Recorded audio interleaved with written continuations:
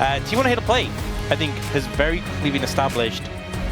We do have D+ picking second pick in this situation, which can be a little bit risky here, because you know, we've seen the Ori on a Azir trade. Ryze is still open and available. And I feel like T1 are probably going to try and get their hands on that one. Yeah. And so it puts a lot of emphasis on D+ to do a heavy amount of banning. That being said, T1 are still happy to ban out the Malphite here.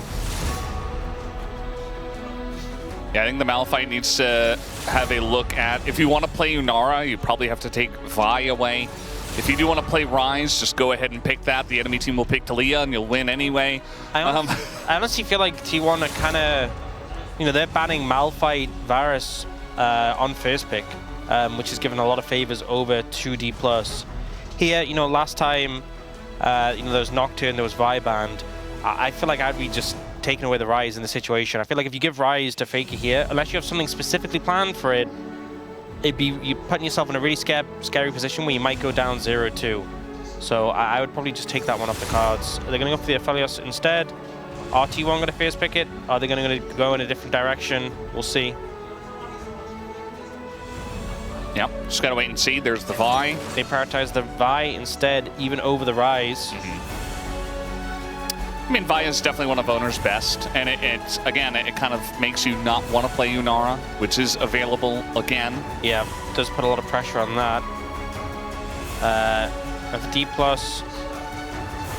Lucid considering what he's specifically going to play. You know, Pantheon's still available, Wukong's still available, there's still a decent jungle pool. And he's just going to go the Wukong here. Yeah, I think that's fine. We'll have to see what it is paired with, as Corki does get picked up early. Definitely a good choice. Yeah, safe 80 carry when you are playing into the Vi in this situation. So, you know, if the Vi does dive in, you can Valkyrie backwards, peel back, create a bit of space, have that sort of element of safety. But it does just mean that Faker's going to get the Ryze, which, I don't know. I feel like you could have gone like Ryze Corki in this situation. Yeah. Maybe they're scared of like Faker going Cassiopeia, Faker going Anivia, but for both of these mid laners, they both played a ton of Ryze, right? Showmaker and Faker both played 4 games of Ryze as the most played. The pick's extremely strong. Unless Showmaker has something specifically prepped, which it looks like he's going to go for the Anivia. So he's like, I'm happy for you to have the Ryze because I am confident in the Anivia. We've seen it before into the Ryze. We'll see if he can execute and make it work into it, because this is a big gambit giving Faker the Ryze, which he's been so confident, so proficient on. Yeah. I'll have to see them make it work.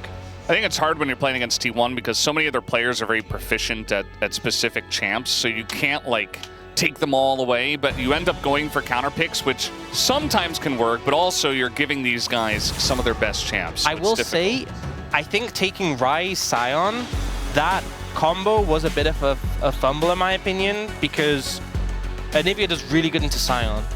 So if you're taking the Ryze, which the expectation is you might end up going into the Anivia, also taking the Sion, I think was a mistake, because obviously when he ults in, you're going to slam the wall down, right? Yeah. And also it's very hard for the Sion to teamfight into an Anivia specifically.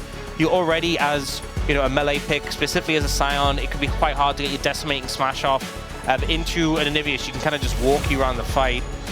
We do see D+ heavily banning away 80 carries, not wanting to deal with the Unara, but also the prospect of like Ashe Seraphine. And T1 will take away the prospect of Corki, Nami, and the Rek'Sai, which you've seen a lot into, you know, tanks the top lane. It could just be for D+ a Cassante in the top lane, you could just take that. We've seen that matchup a ton. But instead, she was going to go for the Zehen, it seems like, which I think, again, playing into a melee top lane is definitely where he fares better. If you know the matchup, you're going to do a lot better than we've seen some Zehens since like Kennen, and it's been absolutely miserable. Yeah. So down to the end of the timer, but it does get locked in. The Zehen for the top lane. And just waiting on Career's pick down there, but we're going to see the bottom lane of T1 first. So what do you pair with this? Definitely need more damage. Can't just be the Ryze. You also need a good amount of range. I think ultimately if you're playing something that's super short range, you're just going to have a bad time in this composition. Kai'Sa's okay because even though like she's short range in terms of auto attacks, her W is something she can play with at longer range, and her ult allows her to kind of circumvent situations. Nautilus though, I would not want to play Nautilus into Anivia. We've seen that before, it's not a fun time. This might just be a Fearless draft thing where they want to play Yunara game 3. Like they want to just prioritize it and they just take both Vi and Nautilus away. Otherwise, I do definitely agree. I feel like T1 are kind of playing on hard mode in this game, if I'm being honest. Yeah. I think they've definitely got their work cut out for them with this draft. But you benefit if you win. As long as you get Yunara in the draft. Generally, in League of Legends, you do benefit if you win. No, I'm saying like that's in the future, you know what, Brendan? Future games. That's why we pay you the big bucks. That's That's why I'm the Valdanalist. That's why you're the Valdanalist. What am I saying? Valdanalist. It's going to be an Alistair coming in, which I think is fine, into the Nautilus, but also does make things even more difficult for this front line of T1. I think this is a hard game for T1, if I'm going to be honest. I think they don't have any super favorable lane matchups. I think the Anivia, you know, you see her, she's picked early on, right? And yes, she's good into the Rise, she's good in the Scion. She can give Vi difficult time, even though Vi can obviously try and ult to get on top of her and hopefully have follow-up. But now, with how the draft has panned out, I think she's kind of just in a phenomenal spot. Maybe they said, there's only one wall. So that one wall can't block all of us. Yeah. Yeah. Yeah, I don't know. We'll see. Again, you know, we've seen games where there's drafts which we don't favor and they've won. It's not an unwinnable game, but I think they've definitely put it on hard mode. And I think D+, they're in a situation where, you know, they've got great tools. So a bounce back from game 1, definitely possible. But that being said, if you have a draft like this and you lose game 2 as D+, I don't see how you recover from this position. You have all the tools you need. This should be an equalization of the series based on the drafts. Well, we'll see if they can do it in game number 2.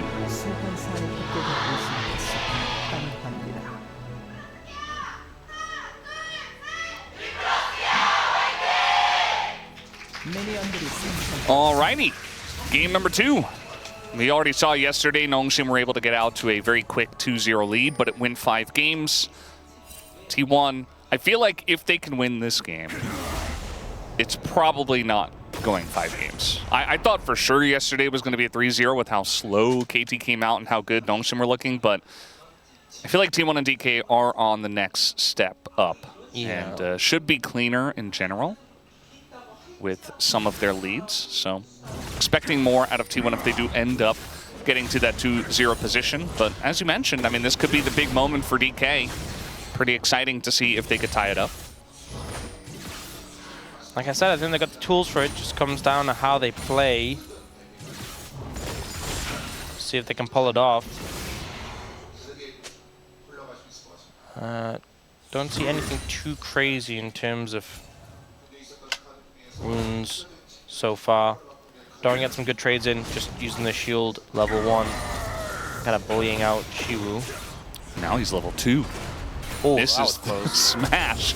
And speaking of Smash, he has to flash in the bottom lane. Yeah, disrespecting the pushing power of the Kai'Sa Nord when you do have, you know, an Alistair with you, and ends up losing flash for it. Not a great feeling so far.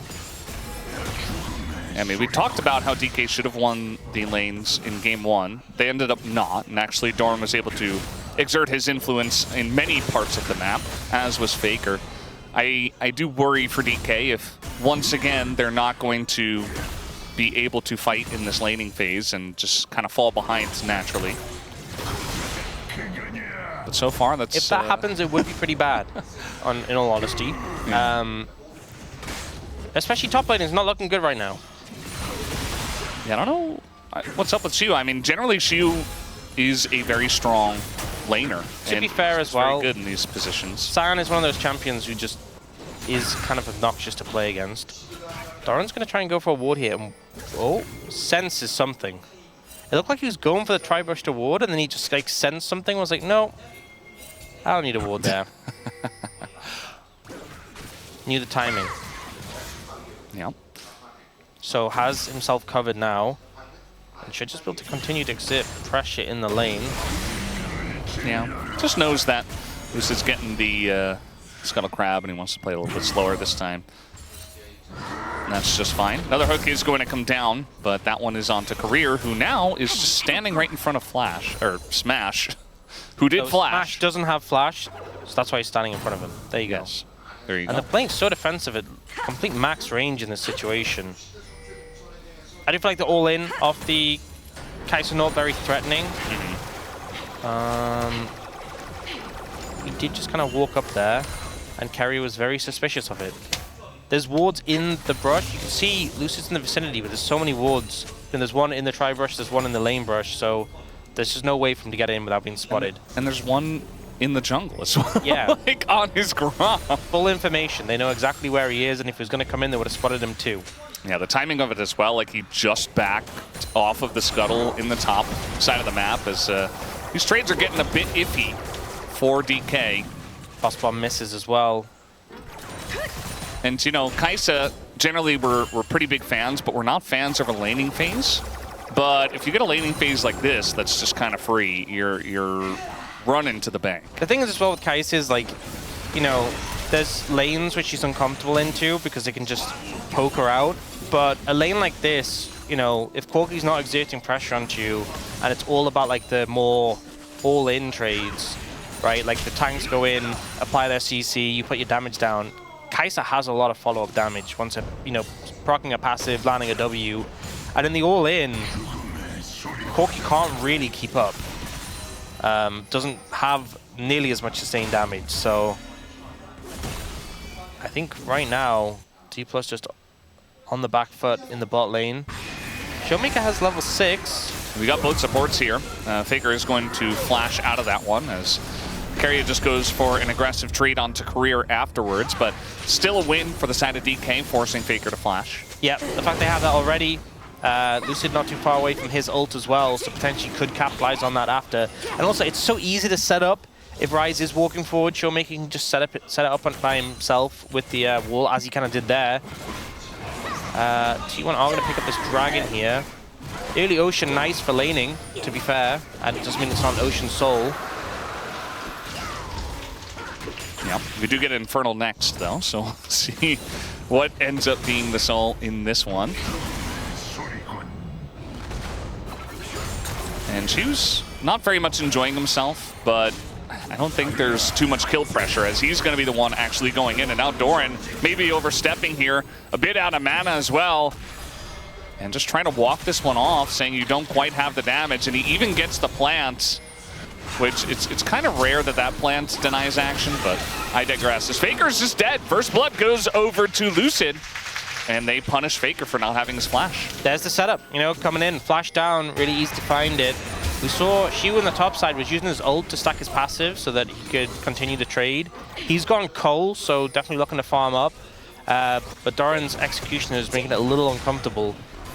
It was close to that, but yeah, the mana cost kind of holding him back from going further. But I think ultimately, the fact that Showmaker already has a 20 CS lead and that assist coming in, this matchup going as you'd hope when you locked in the Innovate into the Ryze. Very easy, very simple, very straightforward. Ryze is immobile. When he doesn't get phase rush, you can see Faker trying to proc it there, trying to go for a trade, but if Lucid is ever there, you're just dead, standing on top of the Innovia ult. See a decent trade back there from the D+ bot lane. Do have Faker coming down though. Yeah, Realmorph coming in. They do have flash this time though, but Career, I don't think he's going to even bother to use it, although he does get the headbutt down. He's still not going to end up using it as they give the kill over to Pays, who's off to the races on this Kai'Sa. Yep, getting a kill there. Definitely massive for the Kai'Sa in terms of snowballing. Was already having a great time in lane, so Faker find an opportunity to roam. And definitely what you want to be doing on this Ryze when your lane is going a little bit rough. Also picking up the Boots of Swiftness, which does have the upgraded boots have like a crazy amount of slow resist. So base is 25%, upgraded is 40%. So I think the goal is just when Showmaker puts down the ultimate, the Glacial Storm, you just kind of run out of it. Doesn't mean he doesn't have the Merc Treads, right? With the magic damage shield. But to be honest, if you get stunned anyway, you're taking the big E regardless. Yeah. And also it's, you know, in terms of magic damage, it's mostly just Showmaker. Yeah. Also the Phase Rush gives slow resist as well. So with them together, you can just kind of go Synergy. full speed. Yeah. Full speed, just leave it. Just leave the Blizzard. Yeah. We talk about the walk strategy, but in this case, it's actually the run strategy. The run strategy. You hear the Blizzard alert, and you're like, you know what? I'm going to respect that. I'm going to get to a safe distance and take shelter. That's what Faker's trying to do in this game. That is what you're supposed to do. Yeah. So, glad Faker's being a good influence once again. It's a regular thing he does. We've had 1 kill apiece. And now they're trying to, I guess, punish Showmaker, but pretty difficult to do so. Yeah, especially when you're trying to have a Nautilus lead the charge against an Anivia. Yeah. Well, eventually, the wall will not be long enough as they do go in. This should be Ignivia, as there it is, and Showmaker is totally fine. Owner, on the other hand, uses his flash and also dies. Yeah, I'm not sure what the game plan was there. Because Showmaker used his wall, right, and obviously Kerry had the angle and could land the grab, and did. And again, you know, that's fine. But then Owner going in, it's like, you know Wukong's there because he was just taking the grubs. You're very aware of that situation. And he just like flashed under tower to proc the egg. Trying to make an omelet, I assume. Yeah. But struggling a little bit. So here, like, you know, the wall is so small at this point. He gets around it. But it's like, you know Lucid's on this side of the map. You know he's nearby. And especially with the minion wave coming, even if he's not, it would take so long. Like, Owner wouldn't have died, but I don't think you can kill Showmaker through the egg. You wouldn't be able to just sit in the tower and hit it. And Faker, his Qs would be blocked by the wave. So it bit of a crazy play. Yeah. Bit of a crazy play. And that's a second kill for Lucid, who already has that Triforce completed. Yeah, the T1 Circus, as a lot of our Korean fans like to refer to them. Showing off some of their stuff here, some entertainment in the early game. And yeah, well, you know, now Showmaker doesn't have his egg. So on the follow-up... Does have his flash, though. Well, maybe they can get that next time. And then his egg will be back up. Yep. And then the time after that?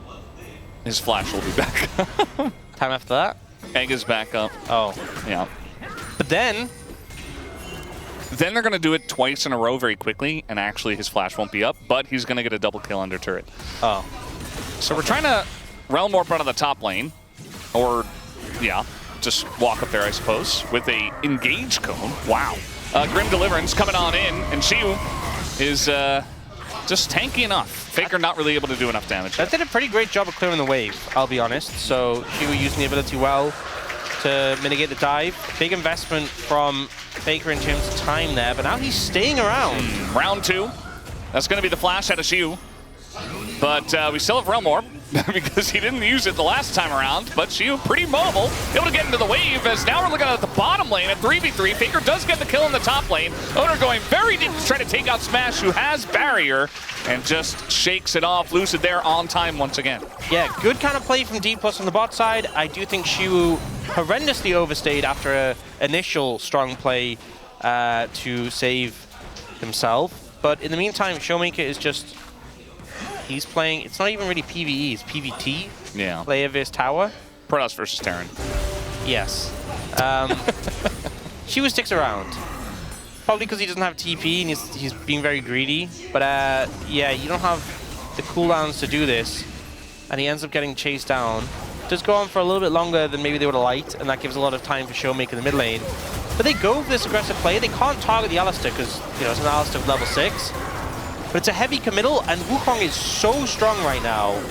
And Owner's like, well, I guess I have to go and continue on the Corki, but the Corki has barriers, so it's like, okay. I mean, Smash still had flash, by the way. Yeah.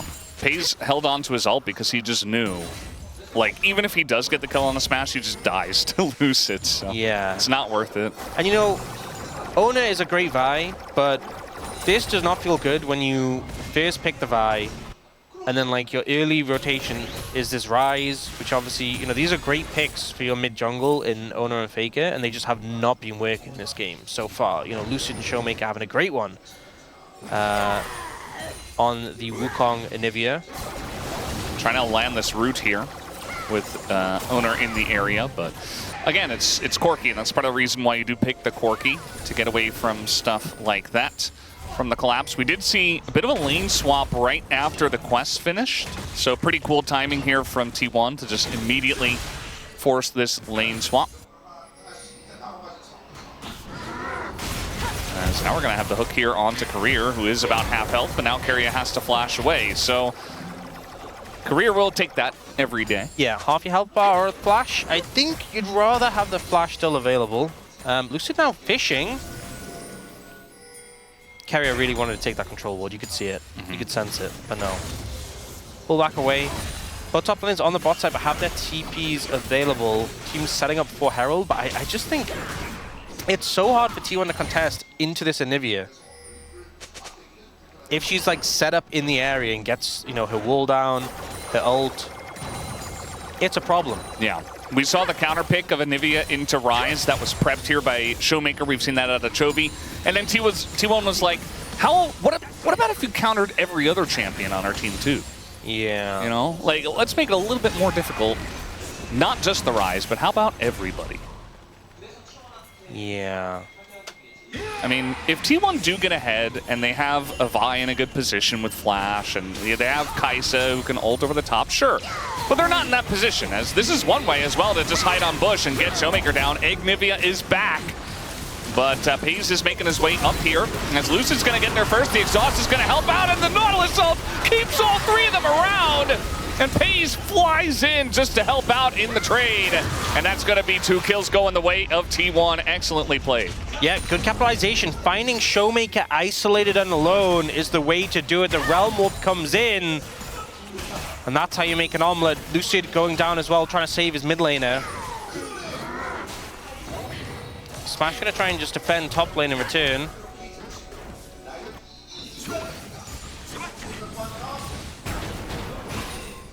Get the Rift Herald off the back of this as well. Doran able to catch waves. Faker goes down bot. You can see the rotations coming in from T1. Now the gold's like dead even. Yeah. Yeah, Oda finding this big wraparound, just meaning there was no way to peel, disengage from the situation. Also, this is, so every other champion, I feel like does struggle into Anivia. But I do feel like Vi, I mean, it's not even Vi, it's mostly the Kai'Sa. But I feel like Vi, you can potentially find the angle to close the distance. And Kai'Sa, even though she's short range, if you get on top of the Anivia, the Kai'Sa can be there, right? You know, if it was something like a Lucian would just have a nightmare time. Yeah. But a Kai'Sa can follow up and close the distance, but it takes creative angles from T1. You have to find angles like that. So that was a good move from T1. And again, it's not impossible for T1 to play this composition. It is just hard. The burden is on them to outplay D+. If things play out in an ordinary way, if we just play out front to back, D+ are going to be very happy. But now, gold's about even. Dragon is up and available, and there's a Cloud Soul, which has a tremendous amount of value in this game, which is so heavily gated around, you know, placing terrain, placing down slows, placing down movement speed. Yeah, it's going to be pretty huge. And this time, both teams have one Dragon. The gold is exactly even here, 17 minutes in. So should get some pretty entertaining fights here for these Drakes that both teams should be prioritizing. Speaking of which, DK trying to get on top of the first one, but they end up rotating towards mid with the Rift Herald coming down. Keria is just going to go in the Rift Herald over the wall. So that's some nice tech he got there. The flash over the Anivia wall from Owner to get on top of Showmaker. Maybe a little bit too aggressive, but now Doran is here, and Paze flies into the backline. Lucid is just down as Doran gets in there with his ult and stuns the two of them up. And T1, they force the fight, and it works excellently for them. Smash has to flash away, but he can't get away from this rise as it's a full ace. It's a 5-for-0 ace for T1, 17 minutes in. Just beautiful execution from T1, doing everything they need to make this fight work. And D+ are just left floundering when it comes to the 5v5. To get a clean ace at this point in the game, pick up that dragon as well. Now, I said coming out of the draft, if D+ loses, they're going to be in a rough spot. I think what's huge here, so we end up seeing Carrier going aggressive, burns cooldowns from the Alistar, and then goes in the Herald. And this burns the wall from Anivia to block the Herald. So then Ona gets the ult in, the Herald has meant the wall is unavailable, and then we see FaZe goes in, buys more time, and we get this great angle from Doran. Remember, Doran can't ult in if the wall is available. Yeah. But Carrier burnt it with the Herald. So it's just burning these cooldowns, burning these resources, the team working in unison to just eke out everything that D+ has so that they can fly in and finish off those targets. It was honestly just a masterclass in team fighting from T1 against a composition that has the tools, typically, to prevent them from getting backline access. So great play from T1. They now have a sizable goal lead. You can see, look at the goal grab. They were dead even, and they did everything right there to bring themselves to this point of the game. Yeah, I mean, it's like 5,000 gold ahead now for T1. I mentioned it after the draft. I'm like, you know, the wall can't block literally everything. Also, the fact that Owner flashed in as well just to make sure that Showmaker didn't have a nice setup. You know, it didn't look like the Vial did all that much, but what it really did is just make things very uncomfortable for the Anivia, who just wants to sit back, have that ult in the perfect spot. But if you're getting flash ulted by Vi and have the threat of Kai'Sa over the top, which we also did see, you're not going to have a good time. Yeah. So now they're behind, and now I do worry for D+ Kia in this position. Because by the time the next fight comes out, you know, we're going to have flash for the Vi back. I say that, DK are trying to force another fight here as the wall comes down to lock them in, but T1 are okay with that. As FaZe is here as well. Could try to force it. There's the hook on the decoy. You can see how defensive D+ are playing now. Really know that they're on the back foot and just trying to disengage from every situation. And they have to. What's really uncomfortable as well is Smash is just approaching his 2-item spike. He still doesn't have his Manamune stacked up, so even though he technically has 2 items, it's not real 2 items. And FaZe has just finished his Dusk and Dawn. So the point at which on a Corki you're feeling really like, hey, this is my time to shine, Kai'Sa is just blown through it, right? This Kai'Sa is so strong right now. Very scary. And when you dive in, like we saw in that previous fight, it's really not going to take much at all from FaZe to just instantly stack that passive and explode targets. So worrisome for D+. And when you're playing against a composition like this that is trying to dive through you, and you have these tools to mitigate it, when you fall behind like this, you do just kind of get bowled over. So they really need T1 to misstep, and they need to find an angle where they can hold them at bay. Right now, T1 are starting up on the Baron. Yeah. If T1 get the Baron, that's generally seen as bad. Yeah, we've seen so many teams in the mid-game just kind of flounder and do nothing. T1 is not going to be that team.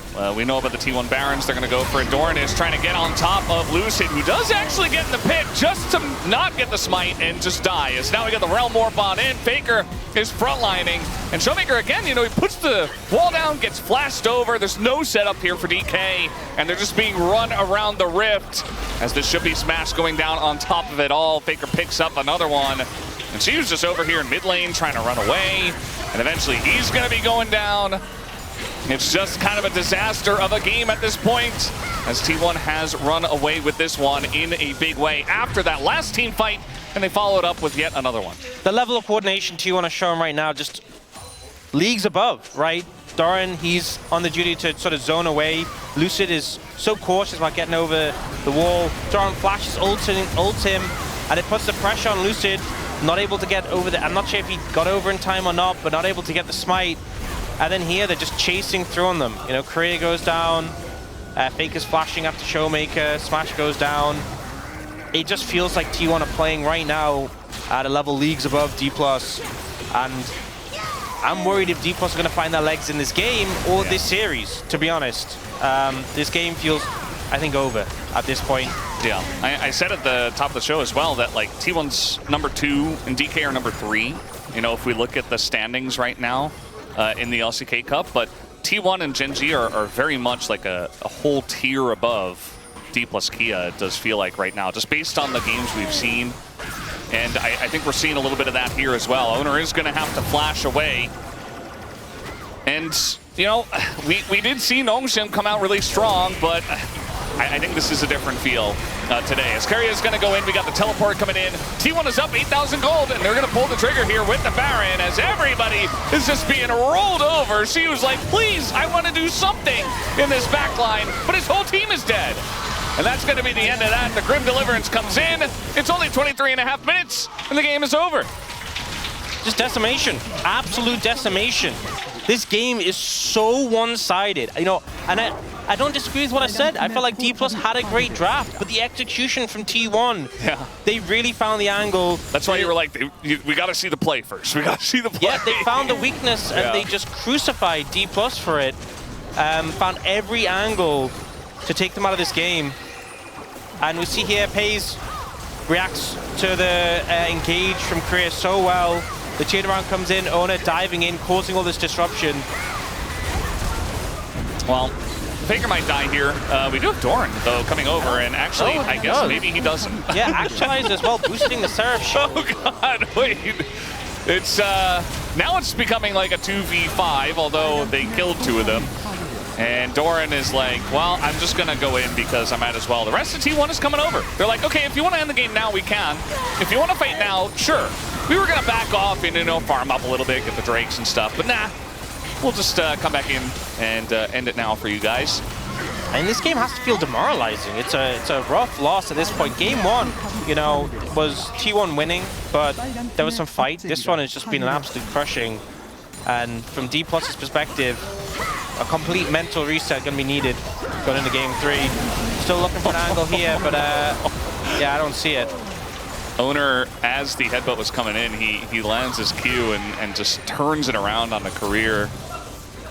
And they're really just styling on them now as another hook is going to come in. Lucid, no W available rather, as we do have the ult coming in from Pays. He is going to put an end to things. Or try to, as they're under the turrets. They're certainly having their fun. But I think at this point they can kind of do whatever they want. We do have the TP coming in. This is from the Zehen. And, you know, maybe some shutdowns being given over. This one is given over to Smash. Yeah, I think but all 3 inhibitors are... This was a situation where T1 definitely should have backed off, reset, and then just let the super minions push in and end of the game. Faker. But I think this is also an example where T1 were like, let's just go to game 3. Yeah. So I thought DK were saying the same thing, but they held on to their base. Not ready to go to game 3 yet, it seems. A little bit more time to hold out. We'll see T1 respawning. KDA's dampened a little bit. But with triple super minions coming in, okay. Nice. got the red buff. Yeah. Well, we take those, you know. See, the biggest gold lead is actually in the jungle. It's not where I would have expected it. Could be potentially because we did have some big shutdowns going over. One of them did go over to Smash. Definitely a factor. Yeah. Yeah. Also, Smash has a ton of farm. So the comeback. Yeah, they now have triple super minions coming into the base. And this time T1 have spent their gold and have full HP. So we'll see. IE picked up for Smash. They have 1 Nexus tower. Well, Doran's taking some damage. And the Nexus tower is under siege. Owner threatening a dive, but doesn't have to. Doran eventually will take critical damage if he keeps just eating ult damage. But for T1, they don't have to overstep. They're going to play it slowly from here. I say that, they immediately just dive the turret, might as well. They get into that backline onto Showmaker, who is not having a very fun time, as he finally does go down, but so will Pays. But nobody has a number on Faker here. Siu trying desperately, and so does Smash, but just runs straight into the rest of T1. and eventually just dies. His Faker also will. And Shu getting low as well, but not dying. Finally does go down. Owner takes him out. And Owner going to be using some of that gold. We did see one Nexus turret respawn. Yeah, Lucid's alive, but yeah. There's so many super minions. He doesn't deal Wait, he's gonna get carried. He got him. Oh, he did. Okay. Well, the Nexus is down, and finally, the very fun ending of that game, the last 5 or so minutes. Showing just an insane level of form, and I think it's so hard to bounce back from a loss like this. So D+, 1 game away from losing this series. They all... 해봐. 벌어줄 수 있긴 해. 보자. 막았어 우리. 나네 일단 나. 좋긴 하다 근데. 좋나? 좋긴 해. 폴키 때릴게요. 알리로. 폴키? 빨간 장갑 뭐냐? 자인 나온다. 옆에. 아 죽었다. 잘해야 돼. 아 잡았다. 또 나왔다. 잠깐만. 이게 잡아야 돼. 잡았고. 다행이다. 야 이거 밀면 돼. 끝나. 걱정하지 마. 어이씨. kop했네. 연계 봐라. 잠깐만. 아, 저 얘? 아. 누구한테? 아, 얘? 바이 딜량 1등.